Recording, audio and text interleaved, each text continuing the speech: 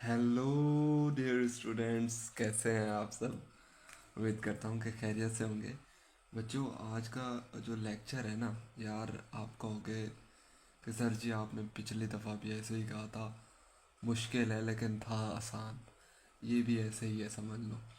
मैं कह रहा हूँ कि मुश्किल है लेकिन होगा वैसे ही आसान जैसे होता है।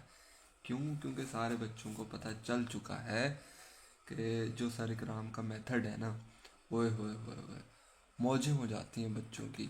बच्चे कहते हैं भाई समझना है, पढ़ना है, मैथ पढ़नी है, फिजिक्स पढ़नी है, केमिस्ट्री पढ़नी है, कुछ भी पढ़ना है ना तो पढ़ना यहीं से ही है। आज बच्चों ये जो पांचवा सवाल है ना, हम इसको ऐसे करते हैं, ऐसे मज़ा आ जाएगा आपको सवाल करते हुए। आप कहोगे सर पूरी किताब में होने ही ऐसे सवाल, सवाल ही होने ऐसे चाहिए थे सारे के सारे, मज़ा आ जाता है। कैलकुलेटर होना चाहिए, एक रजिस्टर होना चाहिए आपके पास, और एक पेन होना चाहिए। अभी सारे कर लेंगे हम विद इन 30 मिनट्स में भी हो सकता है। तो शुरू करें? चलें जी, देखते हैं पहला कमेंट कब आता है, तब शुरू करेंगे। कमेंट आपका आएगा कि सर शुरू कराएं, तब मैं शुरू करूँगा, मैं बैठा हूँ वरना। ठीक है बच्चों। चलें जी, स्टार्ट करते हैं। देखिए जी, क्या क्या रहा है वो आपसे। वो कह रहा है द वेदर इन लाहौर। कभी लाहौर गए हो वैसे? यार मैं तो नहीं गया अभी तक। मैं, आपको पता है मैं बहावलपुर का रिहायशी हूँ और मैं लाहौर नहीं गया अभी तक। ठीक है, इंशाल्लाह जाएंगे, चक्कर लगाएंगे। तो जो लाहौर के बच्चे हैं ना, वो इस बात को ज़्यादा अंडरस्टैंड कर पाएंगे। देखें, वो कह रहा है कि लाहौर में जो वेदर है was unusually warm during summer of 2024। वैसे अब 2025 चल रहा है, लेकिन वो 2024 2024 की बात कर रहा है।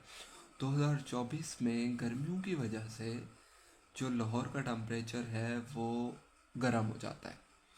कितना गर्म होता है? इतना जी, द न्यूज़, अच्छा TV news reported temperature as high as 48 centigrade. जो टीवी न्यूज़ है ना, वो रिपोर्ट कर रहा है कि टेम्परेचर बढ़ गया है। कितना हो गया है जी? 48। ये बात समझने वाली, किस में बता रहा है? सेंटीग्रेड में। अब आपने बताना है कि वही टेम्परेचर, ये जो 48 सेंटीग्रेड है, ये आप बताएं कि ये फ़ारेनहाइट में कितना टेम्परेचर होगा। अच्छा यार बच्चों, यार मैं आपको ना, प्यारे बच्चे हैं, यकीन करें बहुत ही प्यारे हैं, बहुत ही मज़ा आता है पढ़ाने में। एक बात मैं आपको बता दूं, ऐसे टीचर से कभी भी नहीं पढ़ना आप लोगों ने जो सवाल पहले करके आपको फिर समझाता हो। ठीक है? वो होता है रटे वाला, जो सवाल पहले हल करके बैठा हुआ हो ना, और फिर आपको समझा रहा हो यार ये यूं हो गया, ये यूं हो गया है, उसकी कभी भी समझ नहीं आती। ताज़ा रट्टा लग जाता है लेकिन बंदा भूल जाता है। तो ऐसे टीचर से जो है ना बच्चे अवॉइड करें। और स्कूल में हो, ट्यूशन में हो, कहीं भी हो, ठीक है, ऐसे टीचर से ना पढ़ें। उसको कहें कि सर बराए मेहरबानी जो है ना तैयारी करके आया करें, आपने रट्टा लगाया हुआ है। क्योंकि अब पाकिस्तान को बेटे बदलना है तो वो आपके हाथ में। ठीक है? आपने ही पाकिस्तान को अब चेंज करना है और इसको तरक्की की तरफ लेके जाना है। कॉम्प्रोमाइज़ नहीं करना। यार एक टीचर है, लकीर का फ़कीर है, वो कोई और सर, सर को यार उल्टा कह रहे हो, सर को कह रहे हो सर को नहीं आता। वो यार नहीं आता तो कह रहे ना। समझो मेरी बात को, जो गलत है वो गलत है। चाहे आगे कोई भी है, उस्ताद है, वालिद है, कोई भी जो गलत कदम कर रहा है, जो हमारी कौम को बर्बाद कर रहा है, उसको तो हम कभी भी माफ़ नहीं कर सकते और हम कभी भी उसके ऊपर कॉम्प्रोमाइज़ नहीं कर सकते ना बच्चों। ठीक है? उस स्कूल में प्रिंसिपल के पास जाएं कि फ़लाँ टीचर ऐसे पढ़ा रहा है। टीचर्स, अपने जो आपका क्लास टीचर है जिसको इंचार्ज कहते हैं, उसके पास जाएं कि सर फ़लाँ टीचर है, या उसी की गलतियों से बताएं सर आप ठीक नहीं पढ़ा रहे, ऐसे नहीं पढ़ाई होती कभी भी। ठीक है? तो स्टार्ट करते हैं ये वाला सवाल। देखें, 48 सेंटीग्रेड हो गया जी, आपने इसको कन्वर्ट करके बताना है कि ये जी फ़ारेनहाइट में कितना होगा। ठीक है? मुश्किल नहीं है, फार्मूला भी उसने दे दिया। अगर फार्मूला ना देता तब भी हम समझते कि यार थोड़ा सा ना मुश्किल है। अब तो ज़्यादा आसान है। जस्ट आपने फार्मूला लिखना है, F is equal to 9/5 centigrade plus 32। अब वैल्यू दे दी है सेंटीग्रेड की, जस्ट आपने यहाँ पर पुट कर देना है और सिंप्लीफाई करना है, आपके पास जवाब आ जाएगा 9/5। ये सेंटीग्रेड इस 9/5 से मल्टीप्लाई हो रहा है, मल्टीप्लाई आ गया। सेंटीग्रेड की वैल्यू पुट करेंगे 48, ब्रैकेट लगा दें यहाँ पर, प्लस 32। लो जी, आसान काम हो गया है। अब इसको सॉल्व कर लें आप कैलकुलेटर के ऊपर। आपने क्या करना है बच्चों, 48 को 9 से मल्टीप्लाई करना है, जो भी आंसर आएगा उसको 5 से डिवाइड कर देना है।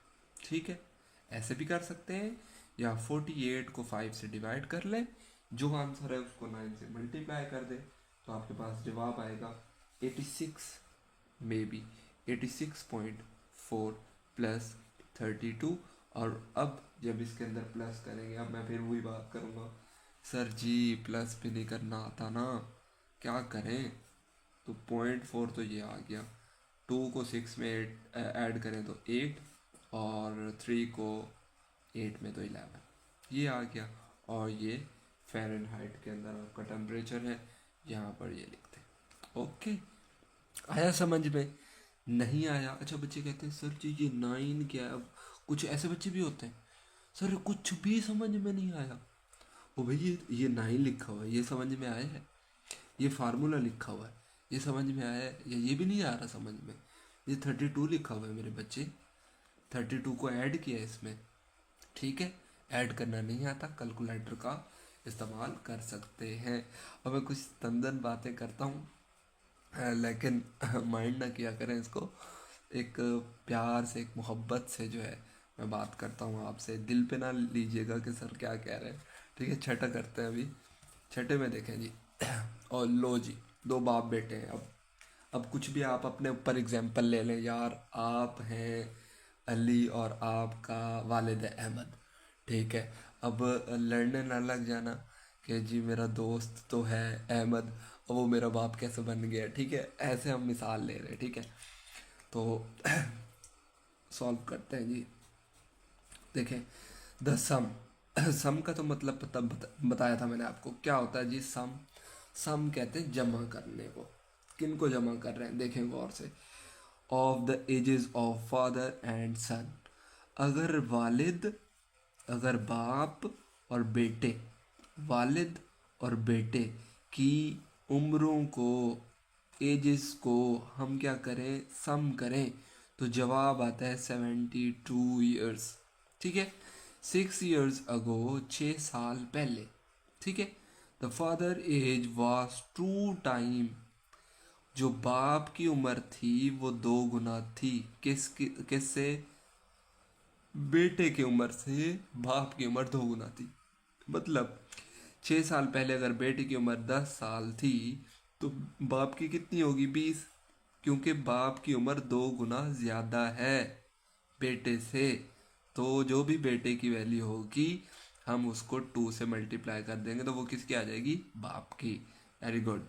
What was son's age 6 year ago. तो 6 साल पहले बेटे की उम्र क्या थी? आपने बेटे की उम्र बतानी है, बाप की नहीं बतानी। ठीक है, तो लेट करते हैं। अब हमें तो नहीं पता कि बेटे की 15 साल है, 50 साल है, 20 साल है, कितनी है, और ना बाप की पता है। बाप की 60 साल है, 50 है, 55 है, कितनी है हमें नहीं पता।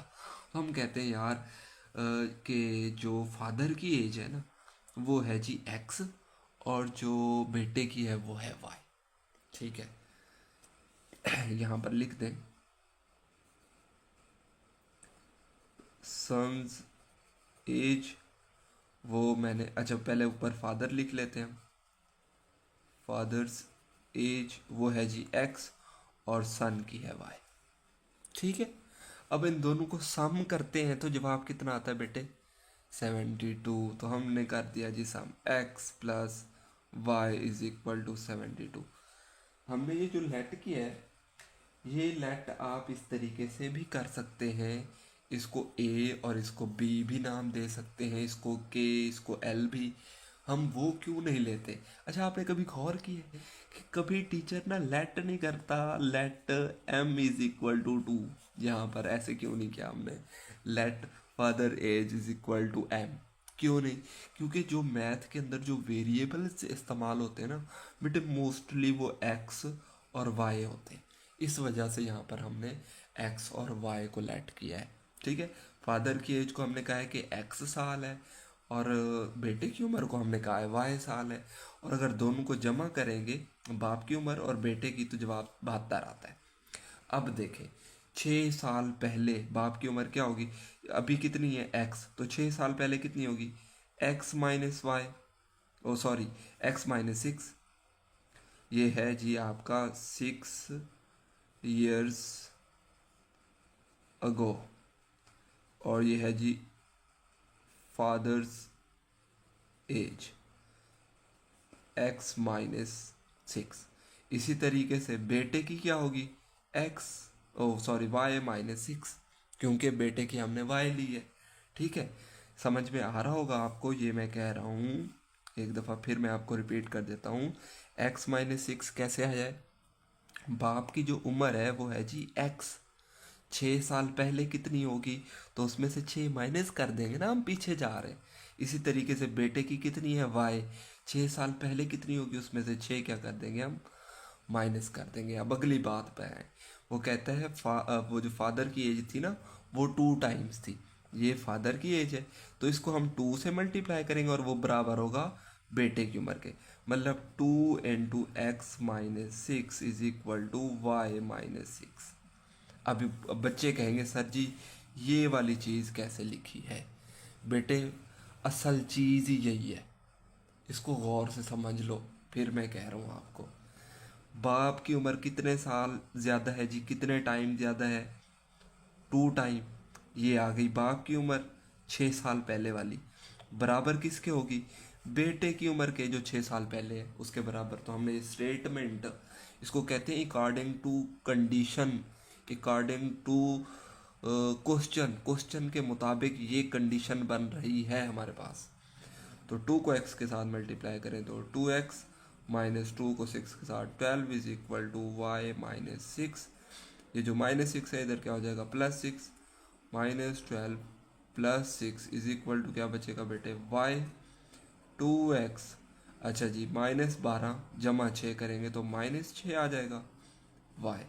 अब वाई किस चीज़ के बराबर आ रहा है? इस चीज़ के। ठीक है, तो इसमें वैल्यू पुट करेंगे तो हमारे पास x आ जाएगा। ठीक है, और हमारे पास जवाब आ जाएगा। मैं इसको ऐसे भी लिख सकता हूँ, y is equal to 2x/6। अब यही वैल्यू पुट करनी है हमने इसके अंदर, x plus Y is equal to 72। तो हमारे पास बेटे की जो है बाप की आ जाएगी, उसमें से 6 माइनस कर देंगे तो बेटे की आ जाएगी। ठीक है, ऐसे x plus Y is equal to 72। x plus y है जी 2x minus 6 is equal to 72। x और 2x 3x is equal to 72 plus 6 हो जाएगा। 3x is equal to 78। 3x is equal to 78। और यहाँ पर मैं कर रहा हूँ x is equal to 78/3। x is equal to 26। अब ये बाप की उम्र आ गई है, आ गई ना? x को हमने क्या कहा था? फादर, फादर की एज।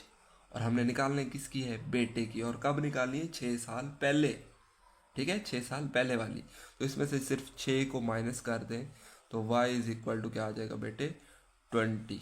बेटे की उम्र है जी 20 साल। 6 साल कब? 6 साल पहले बेटे की उम्र 20 साल है। आई होप आपको समझ में आया होगा। अगर नहीं आया ना, फिर भी थोड़ी बहुत कन्फ्यूजन रह गई हो किसी बच्चे को, तो उसके लिए सिर्फ और सिर्फ एक हल है कि वो पढ़ना छोड़ दे। नहीं नहीं नहीं नहीं नहीं नहीं, ऐसी बात नहीं है। ये देख रहे हो क्या लिख रहा हूँ? कमेंट बॉक्स में आकर जस्ट एक मैसेज करना है, सर क्वेश्चन नंबर 6 समझ में नहीं आया।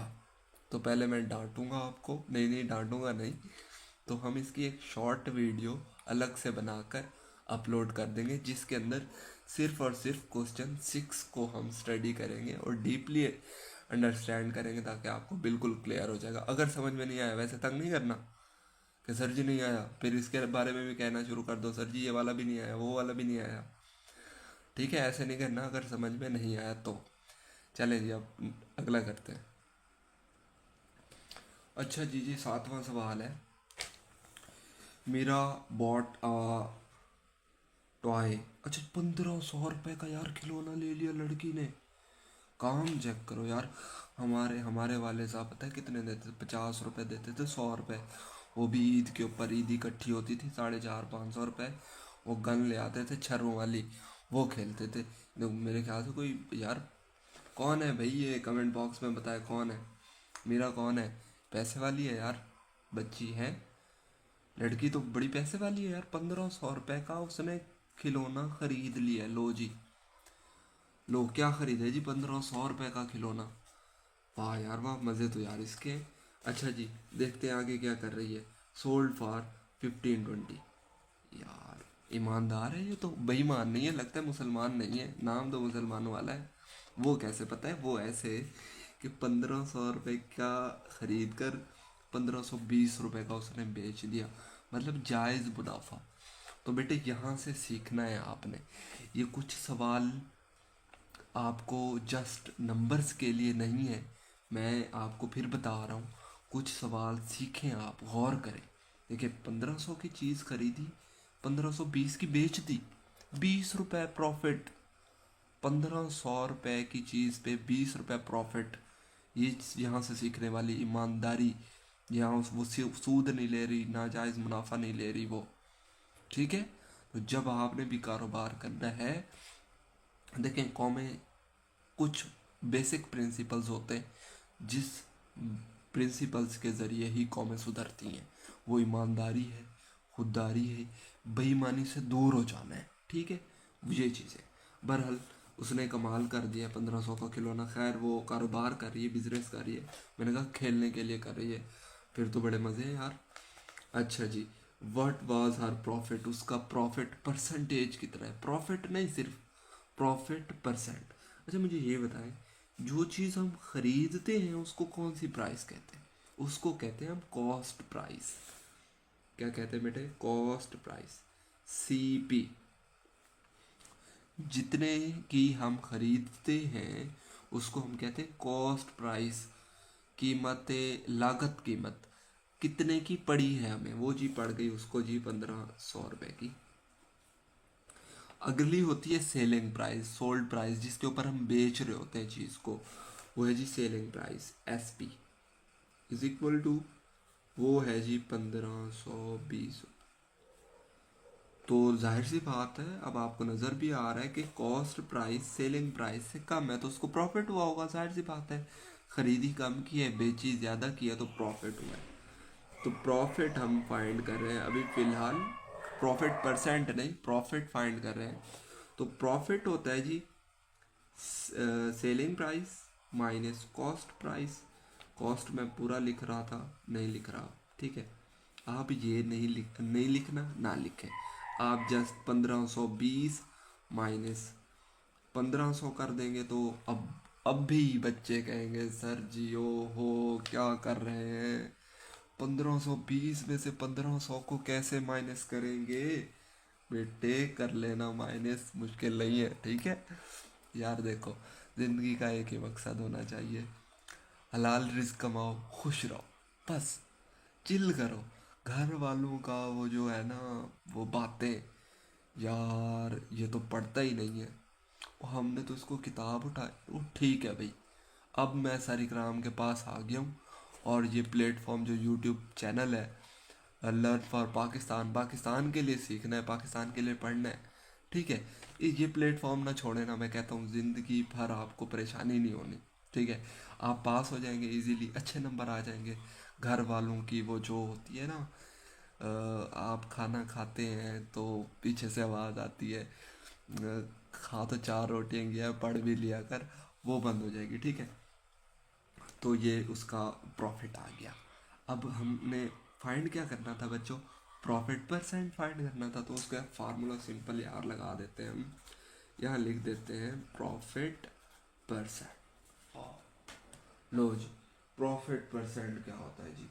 प्रॉफिट परसेंट का फार्मूला भी नहीं आता, तो प्रॉफिट परसेंट का सिंपल फार्मूला, ऊपर लिखते हैं हम प्रॉफिट, जो भी प्रॉफिट आया, प्रॉफिट परसेंट को नहीं लिखेंगे यहाँ, यहाँ सिर्फ प्रॉफिट लिखेंगे। और नीचे नीचे लिखते हैं हम जी कॉस्ट प्राइस, जिसको सीपी कहते हैं, मल्टीप्लाइड बाय 100, और बाहर क्या आ जाएगा परसेंट। अब 100 से आप कहोगे क्यों मल्टीप्लाई किया? बेटे जब भी परसेंटेज में वैल्यू फाइंड करनी होती है तो 100 से मल्टीप्लाई करते हैं। अब प्रॉफिट कितना जी? 20। कॉस्ट प्राइस कितनी जी? 1500 मल्टीप्लाइड बाय भाई 100, और साथ क्या आ गया? परसेंट। तो 2 से तो 2 जीरो कट गए ना, 2 जीरो से 2 जीरो, तो 20/15, 20/15 आ गया, which is equal to I think 1.33 something आ जाएगा, 1.33%। ओके, आपको समझ में आ गया है? अगर ज़ीरो से ज़ीरो नहीं काटने तब भी कैलकुलेटर में करके ये जवाब निकाल सकते हो, ठीक है। अच्छा जी, ओ लो जी, अगला सवाल बड़ा मज़े का है। आप कहोगे सर जी क्या बात है, बंदा तो बड़े पैसे कमा रहा है जी, हम ही वेले बैठे हुए यार, मेरे स्टूडेंट और मैं ही वेला बैठा हूँ यार, हैं? हम सवाल करने में लगे हुए हैं, सवाल समझाने में लोगों की जो है एनुअल इनकम जी वो दे के। और लो जी, 9,60,000 ये उसका सालाना इनकम है जी। तैयब, ये मेरे साथ एक लड़का है ना अभी पढ़ता है यूनिवर्सिटी में, तैयब इरशाद नाम है उसका, मैं उसको बताऊंगा, ठीक है? शायद आप में से भी कोई हो यार, बड़े अच्छे पैसे कमा रहे हैं। अच्छा जी, तो स्टार्ट करते हैं जी।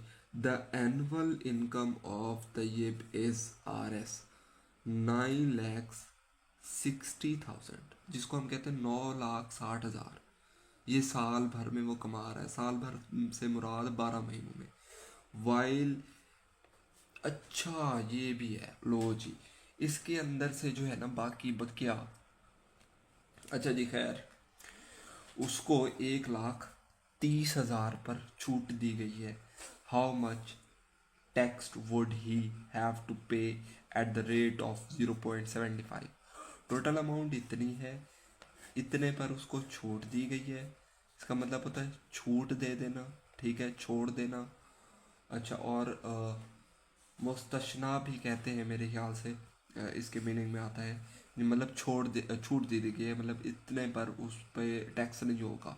तो बताएं बाकी कितनी अमाउंट होगी जिसके ऊपर वो टैक्स देगा, कितना टैक्स देगा वो, ठीक है। और रेट जो है वो है 0.75। तो बेटे सिंपल है बिल्कुल ही, जो अमाउंट है, टोटल अमाउंट, उसको हम कह रहे हैं जी एनुअल, एनुअल इनकम। क्या कहते हैं हम? एनुअल, आपको नज़र आ रहा है ना एनुअल इनकम?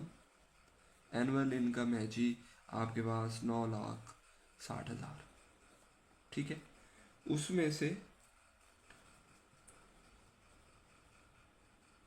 एग्जेम्प्टेड अमाउंट जो है वो है जी 1,30,000, ठीक है। और रेट, तो टैक्सेबल जो अमाउंट होगी, क्योंकि उस पर 1,30,000 पर तो छूट दे गई, तो बाकी अमाउंट पर हम टैक्स लगाएंगे ना, ठीक है। तो आप इसको माइनस कर देंगे, 9,60,000 में से 1,30,000 को आप माइनस कर देंगे, तो आपके पास जो अमाउंट बचेगी वो बचेगी 8,30,000। 8,30,000 बचेगी ना बच्चों? जी बिल्कुल ठीक है। ये एनुअल इनकम है उसकी, इतने अमाउंट पर उसने पैसे नहीं लगाने, मतलब टैक्स नहीं लगेगा, ये उसको छूट दे दी गई। तो बाकी कितनी रकम होगी जिसके ऊपर टैक्स लगेगा? इतनी रकम पर टैक्स लगेगा। कितना टैक्स लगेगा वो हम अभी फाइंड कर लेते हैं। जस्ट आपने जो है ना टैक्स रेट यहाँ लिख लें, रेट ऑफ टैक्स, या टैक्स रेट भी लिख सकते थे हम, 0.75%। अब जस्ट आपने 0.75% को इस वैल्यू से मल्टीप्लाई कर देना है, आपको पास जो है ना जवाब आ जाएगा। यहाँ पर लिख लें अमाउंट ऑफ टैक्स, जो कि बराबर होगा 8 लाख है ना, हाँ 8,30,000 को आप मल्टीप्लाई कर देंगे 0.75% से। तो परसेंट जब ख़त्म करते हैं, नहीं लिखेंगे तो नीचे क्या आ जाएगा बेटे? 100। और इसको जब आप सिंप्लीफाई करेंगे तो आपके पास जवाब आएगा ₹6,225 आपका आंसर है। आप इसको कैसे सॉल्व करेंगे मैं आपको थोड़ा सा हिंट दे देता हूँ। लेकिन 2 ज़ीरो से ये वाले दो कैंसिल हो जाएंगे। पॉइंट है ना, 75 से पहले पॉइंट है तो नीचे 100 आ जाएगा और 2 ज़ीरो और कट जाएंगे। 83 को 75 से जस्ट मल्टीप्लाई करना है। 83 को 75 से मल्टीप्लाई कर देना है तो आपके पास ₹6,225 आ जाएगा। लास्ट है जी इसका सवाल, लास्ट करते हैं अभी। अच्छा बच्चों, ये देखें सवाल बड़ा ही इंटरेस्टिंग है, आपको थोड़ा सा अजीब लगेगा, परेशान नहीं होना, ठीक है। देखिए, find the compound markup find करना है। और यहाँ पर मैं आपको बता दूँ, सबसे पहला जो है स्टेप वो आपका फार्मूला है। कंपाउंड मार्कअप किस चीज़ के बराबर होता है जी? a माइनस पी के। Compound markup is equal to a minus p. अब जब आपके पास a भी हो और p भी हो, दोनों को हमने माइनस कर देना है, आपके पास जवाब आ जाएगा, ठीक है, कुछ भी नहीं करना आपने। तो P जो है वो कहते हैं प्रिंसिपल अमाउंट, जो कि आपको दे दी गई है, और जो A है वो आपने फाइंड करना है यहाँ पर, ठीक है। A फॉर फाइनल अमाउंट, जो कि मार्कअप के बाद जो अमाउंट होगी, ये अमाउंट है, इसके ऊपर जो मार्कअप लगा है उसके साथ जो फाइनल अमाउंट बनेगी उसको हम A कहते हैं। P फॉर प्रिंसिपल अमाउंट, दोनों को माइनस करेंगे तो आपके पास कंपाउंड मार्कअप आएगा। तो यहाँ पर मैं A फाइंड करने वाला हूँ। A फॉर मैंने आपको बता दिया, final amount after markup, markup के बाद जो अमाउंट है उसको कहते हैं। तो वो उसका फार्मूला लिख लें बच्चों, P multiplied by 1 plus R/100। तो P फॉर प्रिंसिपल अमाउंट जो कि आपके पास है जी 3,75,000, और यह आ गया 1 plus R for rate, rate कितना है जी 14%, और नीचे आ गया आपके पास 100। ओके बच्चों, उसके बाद देखें 3,75,000 को आप जी मल्टीप्लाई करेंगे, इसको आपने सॉल्व कर लेना है कैलकुलेटर पे। 1 प्लस 14/100 करेंगे तो आई थिंक ये आपके पास जो जवाब आएगा वो आएगा 1.14। क्या आएगा? 1.14। और 1.14 को जब इससे मल्टीप्लाई करेंगे तो आपके पास आएगा जी 4,27,000। ये आपके पास फाइनल अमाउंट आई है आफ्टर मार्कअप। अब कंपाउंड मार्कअप आप फाइंड कर लेंगे A माइनस पी करके। 4,27,000 माइनस 3,75,000 आप करेंगे तो आपके पास जवाब आएगा जी 52,500, आई थिंक 52,500। ये जवाब भी आपने टैली कर लेने हैं किताब से, और कमेंट बॉक्स में बताना भी है आप लोगों ने, यार मज़ा आ रहा है नहीं आ रहा, ये बताओ मुझे, बस ये बताओ कि समझ आता है, दिल करता है कि सवाल यार किए जाएं, पढ़ा जाए, क्योंकि मैं गारंटी देता हूँ 100%, आज तक आपको इस तरीके से किसी ने ना समझाया होगा, इतना फनी वे में, इतना चिल, जिसको चिल कहते हैं ना यार, चिल हो रहा है, पढ़ाई भी हो रही है। ऐसे समझ लो, एक मेरा एक स्टूडेंट है, बड़ा प्यारा स्टूडेंट है, मोहसिन नाम है उसका। वो कहता है सर जी कोल्ड ड्रिंक में ठंडी पीने, मतलब एक हाथ में कोल्ड ड्रिंक हो और बिरयानी भी हो और मैथ भी हो रही हो, और इधर से जी मतलब अच्छा माहौल बना हुआ हो, तो मज़ा आता है, पढ़ाई का नहीं आता। तो मेरे ख्याल से आपको आ रहा होगा, अगर नहीं आ रहा ना तो नेक्स्ट वीडियो में, नेक्स्ट लेक्चर में बड़ा मज़ा आने वाला है, ये मैं बता दूँ आप लोगों को, ठीक है। चलें जी, अल्लाह हाफिज़, मिलते हैं नेक्स्ट लेक्चर के अंदर। और दुआ करता हूँ मैं आप सबके लिए, अल्लाह ताला आप सबको कामयाब करे, आमीन। कमेंट बॉक्स शेयर करना है, सब्सक्राइब करना है, सारी चीज़ें मैं अगेन बता रहा हूँ आप लोगों को, ठीक है बच्चों। अल्लाह हाफिज़, घर वालों का ख्याल रखें, अपना भी ख्याल रखें। Okay, good bye.